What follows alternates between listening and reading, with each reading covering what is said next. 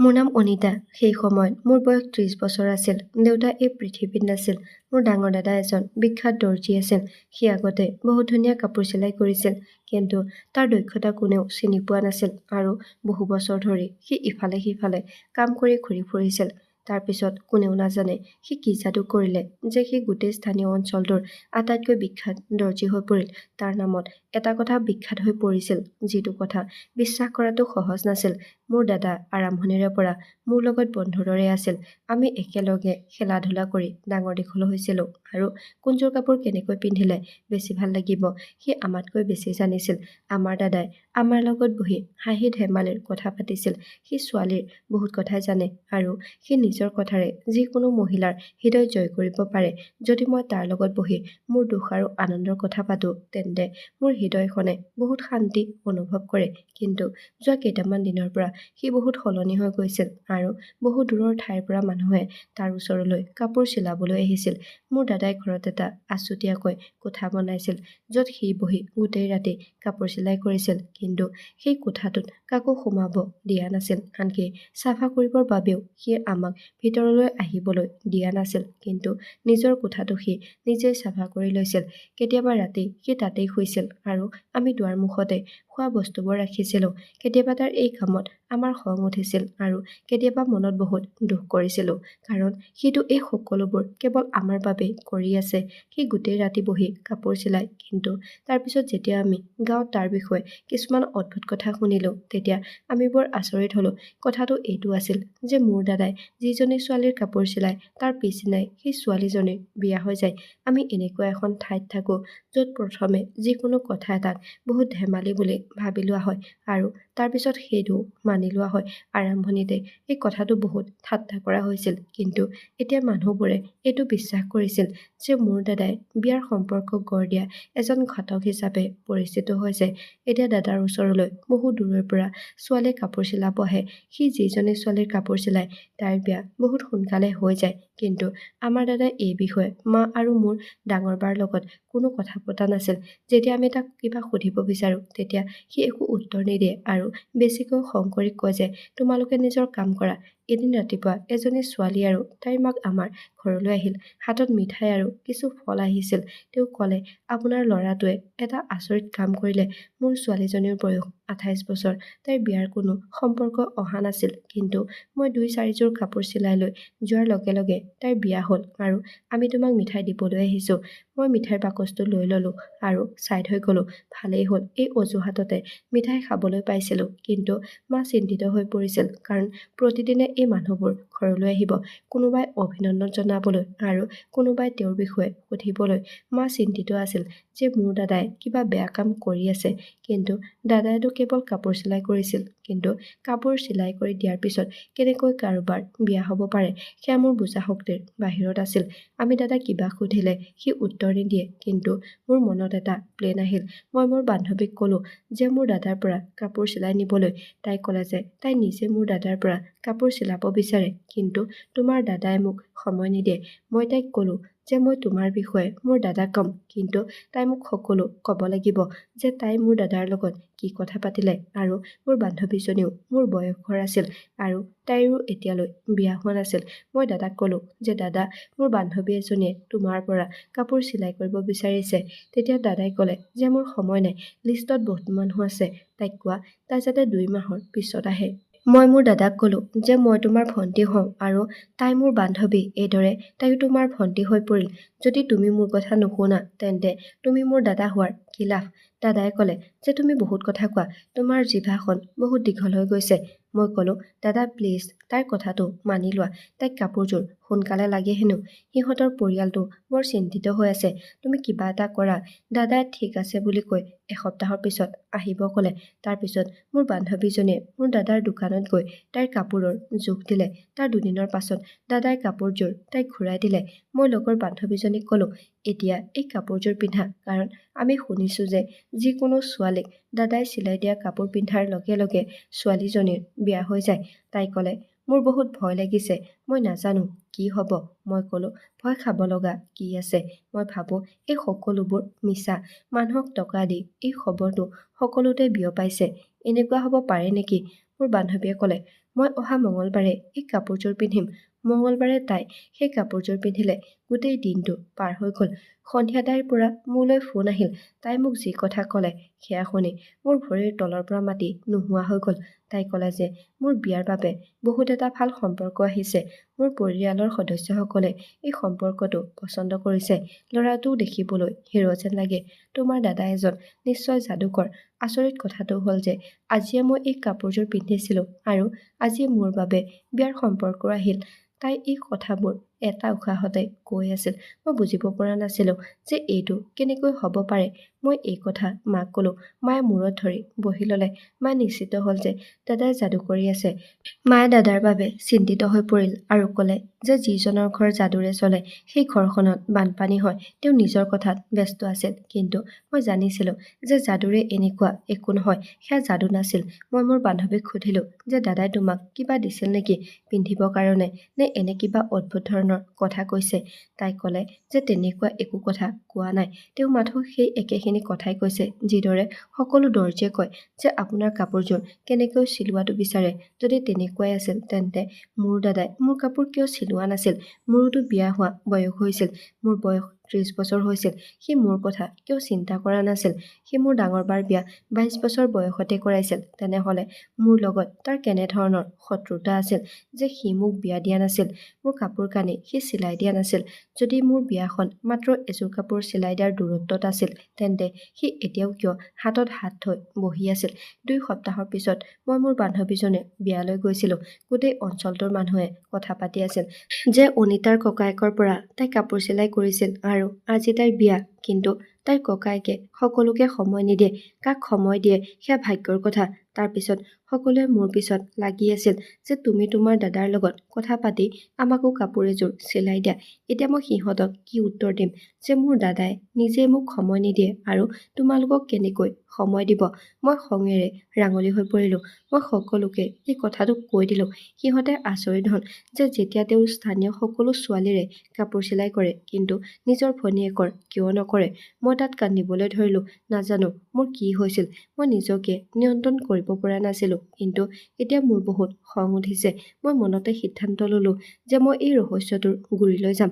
মই সিহঁতক ক'লোঁ যে মই নিজেই দাদাৰ ওচৰলৈ কাপোৰ চিলাবলৈ যাম। কিন্তু মোৰ মুখখন দেখাৰ লগে লগে সি মোক তাৰ পৰা খেদি পঠিয়ায়। গতিকে মই মোৰ মুখখন লুকুৱাই যাব লাগিব। অৰ্থাৎ মই ছদ্মবেশত যাব লাগিব। মই গোপনে যাবলগীয়া হ'ল আৰু সেইটোৱে কৰিলোঁ। মই মুখখন ঢাকি ল'লোঁ আৰু মাতটো অলপ সলনি কৰিলোঁ। মই মুখত কপা ভৰাই মুখখন ঢাকি দাদাৰ দোকানলৈ গ'লোঁ। সি ক'লে যে মই আপোনাক সময় দিব নোৱাৰোঁ। মই বিনতি কৰিবলৈ আৰম্ভ কৰি দিলোঁ। মই ক'লোঁ যে মই বৰ চিন্তিত হৈ আছোঁ। মোৰ বয়স বাঢ়ি গৈ আছে। প্লিজ মোৰ বিয়াখন কৰাই দিয়ক। দাদায়ে ক'লে মই কাৰো বিয়া নকৰাওঁ। মই কেৱল কাপোৰ চিলাই কৰোঁ। তোমাৰ ভাগ্যত যি আছে তাকেই হ'ব। মই ক'লোঁ ঠিক আছে, মোৰ কাপোৰযোৰ চিলাই দিব। মই দুযোৰ কাপোৰ লৈ গৈছিলোঁ। আমাৰ টকাৰ অভাৱ নাছিল। মোৰ দাদাই কাপোৰ চিলাই বহুত টকা উপাৰ্জন কৰিছিল। মই মাৰ পৰা পইচা লৈ দাদাৰ দোকানলৈ গৈছিলোঁ। দাদাই মোৰ কাপোৰযোৰ জোখ লৈ মোৰ নামটো সুধিলে, যিটো মই ভুলকৈ ক'লোঁ। বয়সৰ কথা সোধাত মই অলপ আগপিছ কৰি ক'লোঁ। তাৰপিছত সি সুধিলে যে আপোনাৰ পৰিয়ালত কোন কোন আছে আৰু আপুনি কি কৰে। সি মোৰ বিষয়ে সকলো সুধি আছিল। মই তাক সকলো কথা কৈছিলোঁ। কোনো দৰ্জীয়ে ইমান সবিশেষ নলয়। কিন্তু সি কথা পাতি পাতি মোৰ পৰা মোৰ সকলো কথা বৰ ধুনীয়াকৈ উলিয়াই আছিল। কথাই কথাই সি মোৰ পৰা ফোন নম্বৰ আৰু মই কিমানলৈ পঢ়িছোঁ সুধি আছিল। সি কৈছিল যে আজিকালি বিয়াৰ বাবে সম্পৰ্ক পোৱাটো ইমান সহজ নহয়। হ'ব পাৰে যে ল'ৰা ঘৰৰ ডিমাণ্ডবোৰ বেছি। আপুনি কেনেকুৱা ল'ৰা পচন্দ কৰে। সি কথাই কথাই নাজানো কিয় মোৰ পৰা সকলো কথা সুধি আছিল। মই ছদ্মবেশত থিয় হৈ থকাৰ বাবেই সি মোক সকলো কথা সুধি আছিল। সেইবাবে মই বৰ ভয় খাইছিলোঁ। কিন্তু ময়ো সকলো কৈ আছিলোঁ। সি মোক ক'লে যে আপোনাৰ কাপোৰযোৰ 4 দিন পিছত আহি লৈ যাব। মই ক'লোঁ যে কাপোৰযোৰ সোনকালে দিয়া হ'লে ভাল আছিল। সি ক'লে যে মাজতে এবাৰ আহি খবৰ এটা লৈ যাব। এনেকৈ মই আৰু এবাৰ তাৰ দোকানলৈ গ'লোঁ। তেতিয়াও সি মোৰ লগত একেদৰে কথা পাতিলে। 4 দিনৰ পিছত সি মোক কাপোৰযোৰ উভতাই দিয়াৰ কথা ক'লে। এই সময়খিনিত মই এইটো ভাবিলোঁ যে সি এই ভিতৰত থকা কোঠাটোত কি কৰে। মই কিবা প্ৰকাৰে সেই কোঠাটোৰ খিৰিকীখন ভিতৰৰ পৰা খুলি দিলোঁ আৰু তাৰপিছত যেতিয়া দাদাই কোঠাটোত তলা মাৰি ঘৰলৈ গ'ল তেতিয়া মই খিৰিকীখন খুলি কোঠাটোত সোমালোঁ। মই আচৰিত হ'লোঁ কাৰণ এই কোঠাটোত এনে একো বস্তু নাছিল যাৰ পৰা মই যিকোনো অনুমান কৰিব পাৰোঁ। তাত দুটা ডাঙৰ ৱাৰ্ড্ৰব আছিল, এটাত পৰ্দা লগোৱা হৈ আছিল আৰু এটা ৱাৰ্ড্ৰবত ৰেচম কাপোৰ আৰু কপাহী কাপোৰ আছিল। সকলো একেই আছিল, যেনেকৈ দৰ্জীৰ কোঠা থাকে ঠিক তেনেদৰে আছিল। গোটেই ঠাইতে সূতা সিঁচৰিত হৈ আছিল। দৰ্জীৰ কোঠাৰ ধৰণৰ পৰিৱেশ আছিল। তাৰপিছত মোৰ চকুৱে এনে এটা বস্তু দেখিলে যিটোৱে মোক বহুত আচৰিত কৰি তুলিলে। তাত ডাঙৰ ডাঙৰ ৰেজিষ্টাৰৰ বহী আছিল। যেতিয়া মই ৰেজিষ্টাৰ বহীকেইখনৰ ওচৰ পালোঁ তেতিয়া দেখিলোঁ যে সেই বহীকেইখন বহুত ডাঙৰ আছিল। কিন্তু ইমাননো কি হিচাপ নিকাচ আছিল যে মোৰ দাদাই ইমান ডাঙৰ ডাঙৰ ৰেজিষ্টাৰ বহী নিজৰ লগত ৰাখিছিল আৰু সেইবোৰ বহুত পুৰণি যেন লাগিছিল। কিন্তু মই সেইবোৰ খুলিব লোৱাৰ আগতেই কিছু শব্দ শুনিলোঁ আৰু ভয়ত মই খিৰিকীৰ পৰা পলাই আহিলোঁ। মোৰ হৃদয়খন ভয়ত কঁপি উঠিছিল। কিন্তু দাদাই মোক দেখা নাছিল। দাদাই কোঠাটোত কিবা এটা পাহৰি গৈছিল আৰু সি তাকে নিবৰ কাৰণে পুনৰ কোঠালৈ আহিছিল। মই সিদ্ধান্ত লৈছিলোঁ যে মই আৰু এনেকুৱা কাম কেতিয়াও নকৰোঁ, কাৰণ যদি সি গম পায় যে মই মনে মনে তাৰ কোঠাটোত সোমাই আছিলোঁ তেতিয়া সি মোৰ জীৱন কাঢ়ি নিব। মই তাক প্ৰতাৰণা কৰিছিলোঁ, কিন্তু আৰু দ্বিতীয়বাৰ কৰিব নোৱাৰোঁ। সি গম পালে মই নাজানো সি মোৰ লগত কি কৰিব। মা বহুত সহজ সৰল। দাদাই যি কয় তেওঁ সেইটোকে মানি ল'ব। এতিয়া মই দাদাৰ আচল ৰহস্য সকলোৰে আগত আনিম। মই সেই দিনটোলৈ অপেক্ষা কৰিলোঁ যিদিনা মোৰ কাপোৰ চিলাই হ'ব আৰু মোৰ ওচৰলৈ আহিব আৰু মই সেই কাপোৰ পিন্ধিব পাৰিম। সেইদিনালৈ অপেক্ষা কৰি আছিলোঁ। এই বিষয়ে মই কাকো একো কোৱা নাছিলোঁ, আনকি মোৰ বান্ধৱীকো কোৱা নাছিলোঁ, কাৰণ তাই বিয়া হৈ শহুৰেকৰ ঘৰত ব্যস্ত আছিল।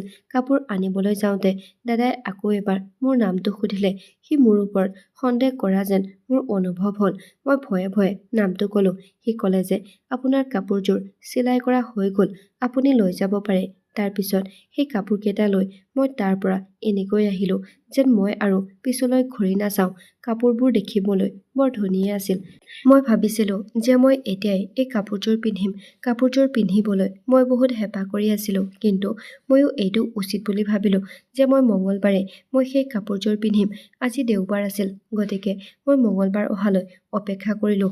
মঙলবাৰে মই সদায়ৰ দৰে আছিলোঁ। মোৰ দাদাই মোৰ ওপৰত একো সন্দেহ কৰা নাছিল, কাৰণ মই সেই কাপোৰ পিন্ধি দাদাৰ সন্মুখলৈ যোৱা নাছিলোঁ। মঙলবাৰে মই সেই কাপোৰযোৰ পিন্ধিছিলোঁ। ৰাতিপুৱাৰ পৰা গধূলিলৈকে একো নহ'ল আৰু আমাৰ ঘৰলৈ কোনো নাহিল। মই ভাবিছিলোঁ যে মোৰ বান্ধৱীয়েতো ৰাতিহে মোক খবৰ দিছিল, গতিকে হয়তো কোনোবা আহিব পাৰে। মই মাক ক'লোঁ যে মা, ঘৰটো চাফা কৰাত মোক সহায় কৰা। মই নিশ্চিত আছিলোঁ যে সকলো ৰেডি হৈ আছে, কিন্তু গোটেই দিনটো পাৰ হৈ গ'ল আৰু আমাৰ ঘৰলৈ কোনো নাহিল। পিছদিনা মোৰ বান্ধৱীৰ ফোন আহিল আৰু তাই ক'লে যে যোৱাকালি আমাৰ ঘৰলৈ কোনোবা মানুহ আহিছিল। তেওঁলোকে কৈ আছিল যে তেওঁলোকে আৰতি নামৰ ছোৱালী এজনীৰ বাবে নিজৰ ল'ৰাৰ বিয়াৰ বাবে সম্পৰ্কটো আনিছে। আমাৰ ল'ৰাৰ বয়স ৩২ বছৰ, এতিয়াও বিয়া পতা নাই। তেওঁৰ লগত এজন ল'ৰাও আছিল, যিজন দেখাত বহুত বেছি ধুনীয়া আছিল। তেওঁলোক কোন হয় আৰু আমাৰ ঘৰত কোনো আৰতি নামৰ ছোৱালী নাথাকে আৰু আমি তেওঁলোকক আমন্ত্ৰণো কৰা নাছিলোঁ। কিন্তু তেওঁলোকে ক'লে যে তেওঁলোকক ইয়ালৈ আহিবলৈ কোৱা হৈছে, গতিকে তেওঁলোকে জোৰ দি ক'লে যে আপুনি মাত্ৰ আৰতিক মাতি দিয়ক, আমি ছোৱালীজনীক চাব বিচাৰোঁ। কিন্তু আমি সিহঁতক কি ক'ম? মায়ে সিহঁতক বুজাই বঢ়াই উভতাই পঠিয়াই দিলে যে আপোনালোকৰ কিবা ভুল হৈছে। মোৰ বান্ধৱীৰ মুখৰ পৰা এই কথা মোৰ কাণত পৰাৰ লগে লগে মোৰ ভৰিৰ তলৰ পৰা মাটি নোহোৱা হৈ গ'ল, কাৰণ যেতিয়া মোৰ দাদাই মোক কৈছিল যে আপুনি আমাৰ ঘৰৰ ঠিকনাটো লিখি দিব, কিন্তু মইতো মোৰ ঘৰৰ ঠিকনাটো লিখিব নোৱাৰোঁ। গতিকে মই মোৰ বান্ধৱীৰ ঘৰৰ ঠিকনাটো লিখিলোঁ, লগতে নামটো ভুলকৈ লিখি দিলোঁ যে মোৰ নাম আৰতি বুলি। তাৰমানে এই সকলোবোৰ সঁচা আছিল, কাৰণ মই মোৰ দাদাক যিটো ঠিকনা দিছিলোঁ সেই ঠিকনাটোত আৰু সেই আৰতি নামৰ ছোৱালীজনীক বিচাৰি সঁচাকৈ সম্পৰ্ক আহিছিল। দাদাৰ ভয়ত মই মোৰ ঘৰৰ ঠিকনা দিয়া নাছিলোঁ। এইবোৰ কথা ভাবি ভাবি মই ইফাল সিফাল কৰি আছিলোঁ। এই সকলোবোৰ কথা মই মাক ক'বলৈ চেষ্টা কৰি থাকোঁতে হঠাৎ দাদাই মোক দেখিলে আৰু মই পাহৰি গৈছিলোঁ যে মই তাৰ চিলাই কৰা কাপোৰ পিন্ধি থিয় হৈ আছোঁ। সি মোক কৈছিল যে বদমাছ ছোৱালী, তুমি মোৰ দোকানলৈ ছদ্মবেশত আহিছিলা। আছিলা মোৰ ওপৰত চোৰাং চোৱাগিৰি কৰিবলৈ চেষ্টা কৰি আছা তুমি মোক মিছা কথা কৈছিলা মা তোমাৰ ছোৱালীজনী বহুত চালাক মোৰ দাদাই মোক বকিবলৈ ধৰিলে মই মূৰটো তললৈ নমাই দিলো মইতো দাদাৰ ৰহস্যটো ফাদিল কৰিবলৈ ওলাইছিলো কিন্তু সেইটো মোৰে গোপন ৰহস্যটো মাক কৈ দিলে মায়ে ক'লে তোমাৰ দাদাও বিশ্বাসঘাতক আৰু তুমিও বিশ্বাসঘাতকতা কৰিলা নাজানো মোৰ সন্তান দুটাক কিহে পালে তোমাৰ দেউতাটো তেনেকুৱা একেবাৰেই নাছিল ময়োতো এনেকুৱা নাছিলো নাজানো সি কি কাৰণত গোটেই চুবুৰীটোত বিখ্যাত দৰ্জী হৈ পৰিছে আৰু এতিয়া তুমিও এনেধৰণৰ কামত লিপ্ত হৈছা মই সকলো কথা মাক ক'লো দাদাই নিজৰ মূৰত হাত ধৰি ক'লে মই নিজৰ ঘৰতে নিৰ্যাতন মই তোমাক সকলো ক'ম যাতে তুমি মোৰ পিছাৰা নহ'লে তুমি মোৰ ঠন ধৰি উঠা কামটো নষ্ট কৰি পেলাবা তুমি তোমাৰ বান্ধৱীক মোৰ ওচৰলৈ একে উদ্দেশ্যৰে পঠিয়াইছিলা আৰু তাৰপিছত তুমি নিজেও একে উদ্দেশ্যৰে আহিছিলা শুনা মই একো ভুল কাম কৰা নাই মই কোনো যাদু কৰা নাই মই এজন বৰ ভাল দৰ্জী আছিলো মোৰ হাতত বহুত দক্ষতা আছিল কিন্তু তোমালোকে জানা যে মানুহে মোক শলাগ লোৱা নাছিল এজন দৰ্জীয়ে মোক 5 বছৰ ধৰি নিজৰ দোকানত ৰাখিছিল মোৰ কাৰণে তেওঁৰ দোকানখন চলি আছিল মোৰ কেৱল মাত্ৰ সেই এটাই কাম আছিল কিন্তু তেওঁ মোক সম্পূৰ্ণ দৰমহা নিদিয়ে ময়ো সিদ্ধান্ত লৈছিলো যে মই নিজৰ কাম নিজেই কৰিম কিন্তু দৰ্জীৰ কাম তেতিয়া সফল হয় যেতিয়া তেওঁলোকৰ নাম বিখ্যাত হয় আৰু কেতিয়াও দৰ্জীৰ নাম সোনকালে বিখ্যাত নহয় বিখ্যাত হ'বলৈ বছৰ বছৰ সময় লাগে মোৰ এজন বন্ধু আছে যিয়ে মেৰিজ বিউৰো খুলিছে তাৰ কাম ভালকৈ চলা নাছিল কিন্তু তাৰ ওচৰলৈ বহুত ভাল ভাল সম্পৰ্ক আহিছিল যেতিয়া অবিবাহিত ছোৱালী মোৰ ওচৰলৈ আহিছিল তেতিয়াই গম পাইছিলো যে তাইৰ বিয়া হোৱা নাই মই তাইক সকলো সোধপোছ কৰিছিলো তাইৰ নাম কি তাইৰ বয়স কিমান তাই কিমানলৈ পঢ়িছে তাইৰ পৰিয়ালটোত কোন কোন আছে তাইৰ জাতি কি তাই কি ঠাইত বিয়া হ'ব বিচাৰে তাই কেনেকুৱা ল'ৰাক পচন্দ কৰে এইটোৱে আছিল মোৰ মহিলাৰ লগত কথা পতাৰ ধৰণ মই সিহঁতক কথাই কথাই সকলো কথা সুধি লৈছিলো নাৰী বহুত সহজ সৰল মই তেওঁলোকক মূৰ্খ বুলি নকওঁ কিন্তু তেওঁলোকে সহজ সৰল নিশ্চিতভাৱে হয় সেইবাবে সিহঁতে মোৰ কথা বতৰাত আহি সকলো কথা খুলি কয় সেয়া দৰ্জী হওক বা এজন গাখীৰ বেচা মানুহ কেতিয়াবা তেওঁলোকে দোকানীতকৈ বেছি মুকলি হৈ মনৰ কথা বতৰা পাতে এনেকুৱা লাগে যেন সঁচাকৈ তেওঁলোকৰ তেজ বঙহৰ সম্পৰ্ক আছে আৰু মই প্ৰায় সহজ সৰল ছোৱালীবোৰক টাৰ্গেট কৰোঁ যেতিয়াই দাদাই টাৰ্গেট কৰোঁ বুলি ক'লে মাৰ এপাছৰ চিধাই আহি দাদাৰ গালত পৰিল দাদাই মাৰ মুখখন চাই থাকিল কিন্তু মাক নেদেখাৰ ভাও জুৰিলে কাৰণ টাৰ্গেট কৰাৰ অৰ্থ এইটো আছিল যে কাপোৰ চিলাই কৰা তাৰ পিছত দাদাই কথাখিনি সম্পূৰ্ণ কৰিলে যে মই যদি কোনো মহিলাক বুদ্ধিমান বুলি ভাবিছিলো তেন্তে মই তেওঁক কওঁ যে মোৰ হাতত সময় নাই তাৰ পিছত মই মোৰ কথাৰে তেওঁৰ সকলো পৰিচয় উলিয়াই লওঁ এই তদন্ত অনুসৰি মই মোৰ বন্ধুক সম্পৰ্ক বিচাৰিবলৈ কৈছিলো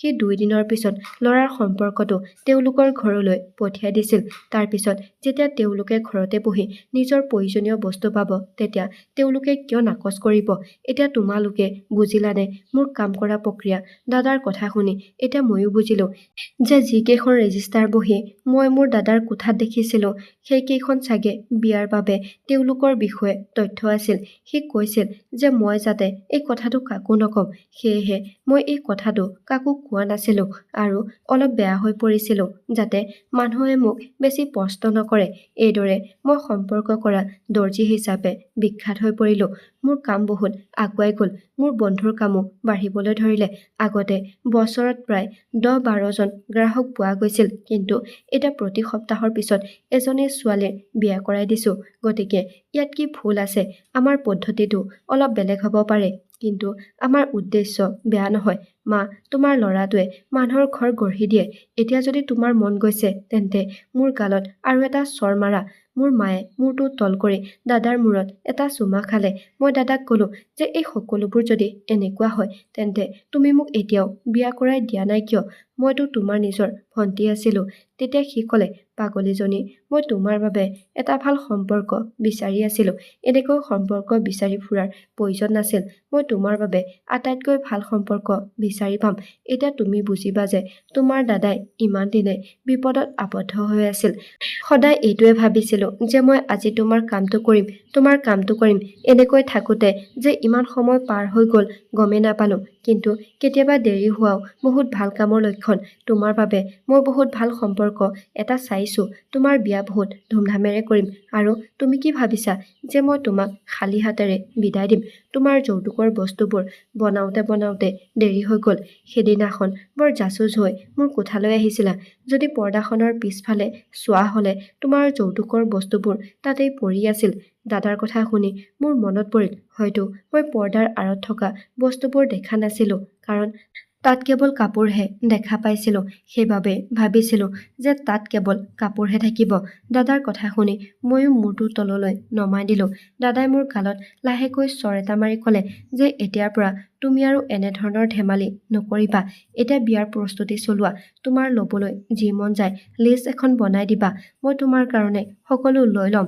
মোৰ চকুত সুখৰ চকুলো বৈ আহিল। মায়ে আমাক দুয়োটাকে সাবটি ধৰিলে। মোৰ দাদাই ঠিকেই কৈছিল।